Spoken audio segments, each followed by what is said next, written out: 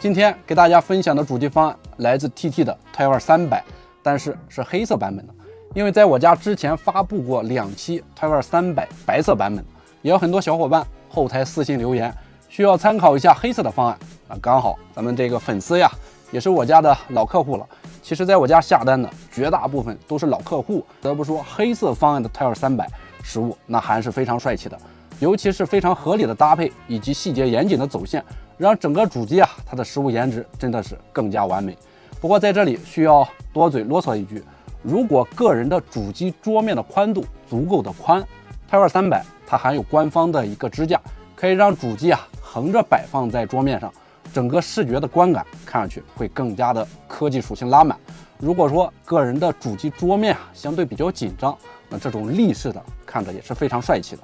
那咱们就简单过一下这台 Taiwan 300黑色的主机方案搭配吧。首先是 CPU， 来自英特尔14代的 i7-14700KF， 全新的中原风。然后是主板，机主呢喜欢微星家的产品，所以用了一张 Z790M Power， 也是微星唯一一张 M-ATX 的主板。但是这张主板还是非常牛的，它的出发点呢主要就是为了 DDR5 的高频内存，像7200、XMP 都可以轻松拿捏，甚至是8000的都可以完全驾驭。不得不说，机主对于微星的喜爱程度真的是非常高。这张主板呢也是挺不错的，不过它的马甲呢做的是一个银色的装饰，但是上面的字体像 Power 都是黑色的，整个配色装进咱们黑色的方案，其实看上去也是挺和谐的。这张主板也是支持无线 WiFi 以及蓝牙的传输，但是内存的插槽是只能安装，也就是只支持2个 DDR5 的插槽。个人在选择这张主板的时候，建议内存的容量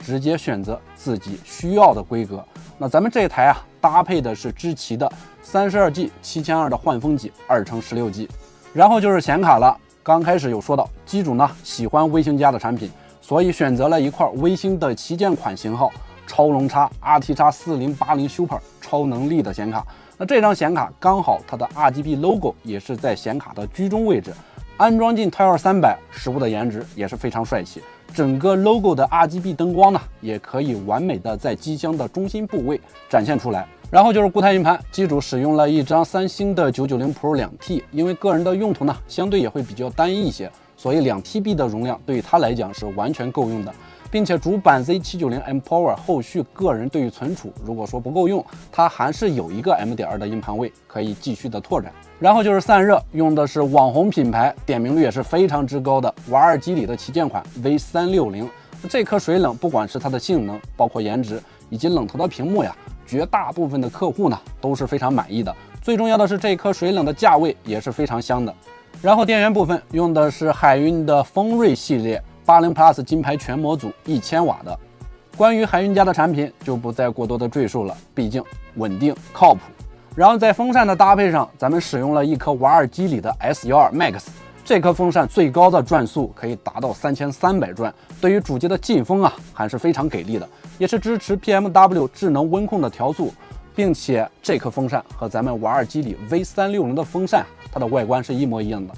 主要目的也是为了让整个灯光款式呢也都一样，看上去会更加的和谐一些。最后一个就是咱们的机箱了 ，TT 的 Taiwan 300这款机箱真的是越看越有感觉，实物是非常帅气。前面板呢是标配了3片钢化玻璃，都是免螺丝卡扣式的一个设计。机箱的左右两侧也是金属的网孔，尤其是显卡以及冷盘面都是做了足够的开孔。如果个人日常使用来讲，完全不用担心这款机箱的一个散热表现，通风效果还是蛮不错的。机箱的顶部也是标配了2颗14厘米的风扇。总而言之 ，Taiwan 300这款机箱一个不规则的设计，还是非常时尚，也特别的激进。总有喜欢这种外形的机箱。如果个人在硬件的搭配也是非常合理，那成品出来的颜值也是绝对的完美。